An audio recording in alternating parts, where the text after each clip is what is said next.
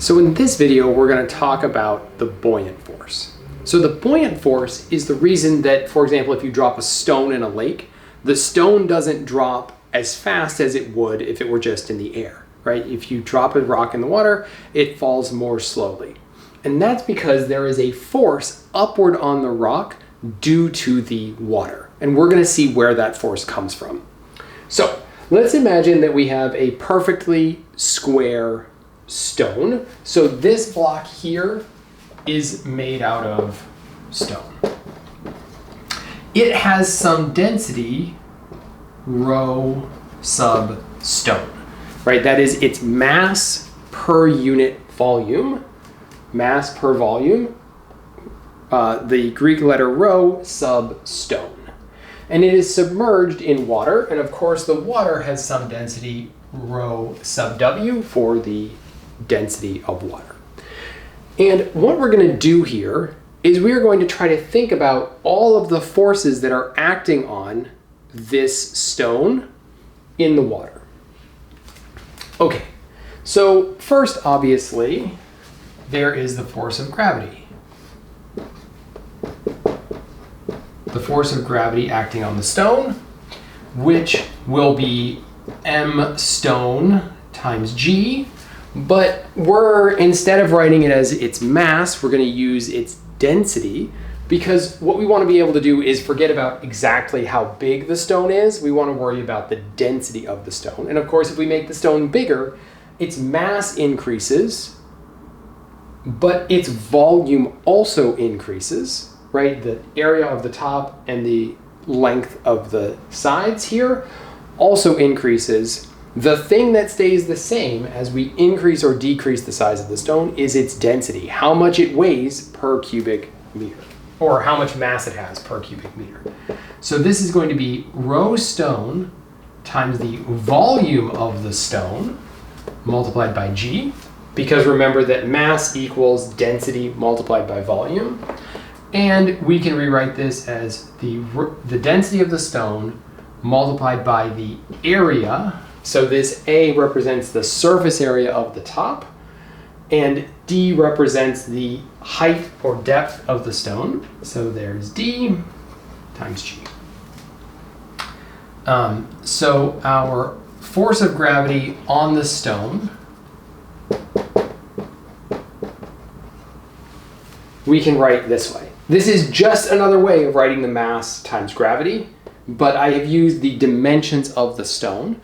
And just like in the introduction to pressure video, where we talked about the pressure variation in depth, it's more useful to use density than mass for these types of problems. Okay, so we have the force of gravity. We also know that we have some pressure of the water bumping into the bottom of our stone. So there is some pressure force on the bottom of our stone, and that pressure force is going to act upward, right? So this would be the force of pressure on the bottom. So I'll write that as F sub P bottom, right? That is the water pressure. And again, this is a force diagram. So even though in the end we're going to be more interested in pressures many times, or we're going to write it in terms of pressure, on our force diagram, we can only put forces, right? We can put a force due to pressure, but remember that force equals pressure times area, right? So our force needs to be a pressure multiplied by an area, so that's what we're going to do here. So our force of pressure on the bottom, and I'm not going to write all of these as vectors. We're only going to work in one dimension. So these are really the y. You could put a y subscript on all of these because we're only working in the y direction here. So the force of pressure on the bottom, well, we know the pressure of the water as a function of depth here. So these parentheses, it doesn't mean multiplication. It means it's a function of depth, h. That is the atmospheric pressure plus the density of the water times G times H multiplied by the area. Right, this is the pressure at some depth, and sorry, I miswrote that. If you look on the bottom, right, on the bottom we're at a depth H plus D. So what I've done is I've set up a system where the depth of the top is what I call H, and the depth at the bottom is called H plus D. So this should be H plus D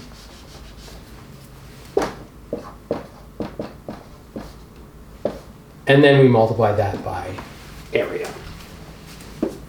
Okay, and I want to be able, the force of the stone points down, the force of the pressure on the bottom points up, so I definitely want to be able to have directions here. So I'm going to use a coordinate system where up is positive and down is negative, which means that this force points down and is negative in my coordinate system, whereas the force of pressure on the bottom is upwards, it's positive.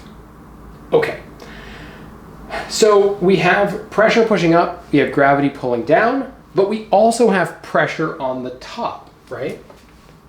So I have a force due to the pressure on the top of my object. And that force of the pressure on the top, it's going to point down because pressure always points in toward the object. It is going to be the atmospheric pressure plus the density of water times G times H multiplied by the area. And this force points down, so I put a minus sign on it, right? So for the top, we have the density or the pressure at height depth H. At the bottom, we have the density at, the pressure at depth H plus D. Okay. Notice that these two forces, the force on the top and the force on the bottom, are not the same. That is, the force on the bottom is actually greater than the force on the top due to this pressure. And this is where the buoyant force comes from. It is the unequalness of these two pressure forces that is why a stone dropped in a lake drops more slowly than it would just in the air. Okay, so now all we need to do is we just need to apply Newton's second law, add up all of our forces, right? And see what we end up with. So here we can do F net y equals, and we're just going to add up all of our forces. That is the force of pressure on the bottom plus the force of pressure on the top plus the force of gravity on the stone. Okay. Now,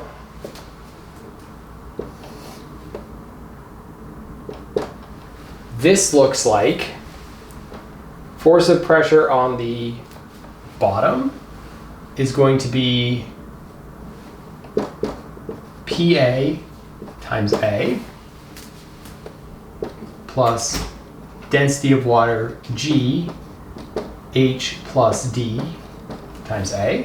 I'm just multiplying each of these terms by A, minus the force of pressure on the top, so minus PA times A, minus, because the minus sign gets drawn over to turn this into a minus as well, density of water times GHA,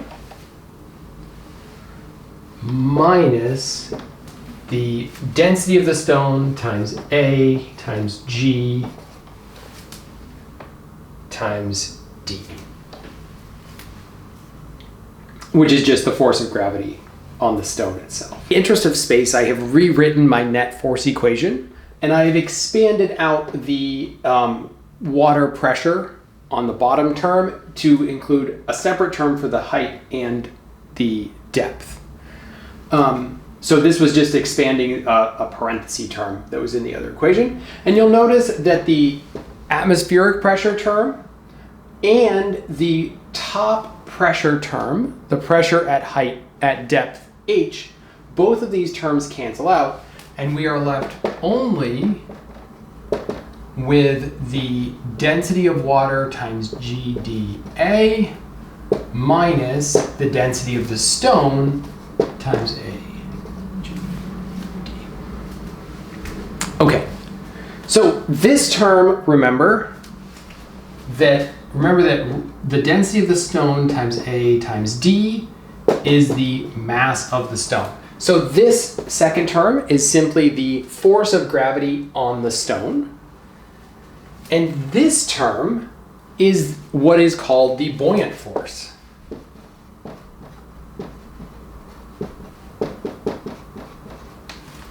Notice that it points upward because it's positive. It depends on the density of the water, and it depends on the volume of my object, d times a. Remember that d is the height of my object, so I'll redraw my object here.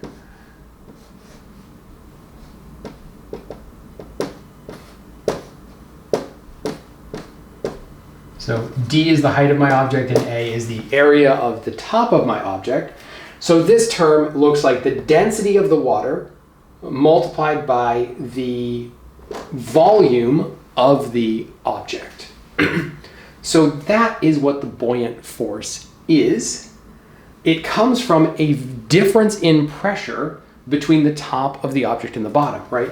Because in canceling out these terms, essentially what happened was we had a force of the pressure on the bottom and a force of the pressure on the top. Because the bottom part is at a lower depth, is further down in the water, this pressure is larger. How much larger? This much larger, right?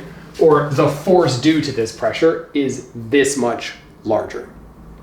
And so this force here is what we call the buoyant force.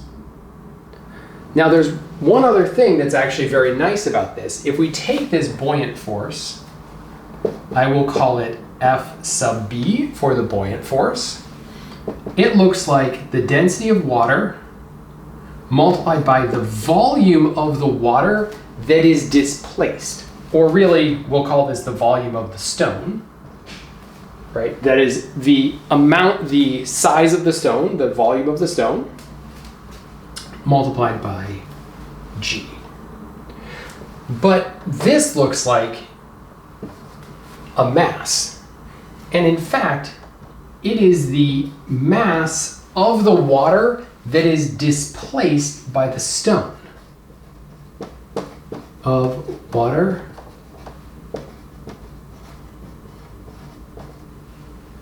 multiplied by G. So however much water gets displaced by the stone as it is submerged in the water, that amount of weight, the weight of that water, is equal to the buoyant force. That is the amount that it pushes up. So any fluid has a buoyant force. You could make this same argument for air. That instead of doing this for the density of water, you could say, oh, well, I'll do it for the density of air. Air is a fluid. And in this situation, it acts much like water. The problem is that the density of air is very, very low, like 1,000 or more times lower than the density of water. Which means that the buoyant force due to air is very small for normal objects. But in water, your density of the water is much, much larger, which means that the buoyant force is much, much larger, right? The mass of air that is displaced by this pen, that is the amount, the weight that would, of the air that would be in this location if the pen wasn't there, is very small, right? But the mass of the water that would be in the place of this pen if it was submerged in water, right, is much higher, and therefore you have a much larger buoyant force.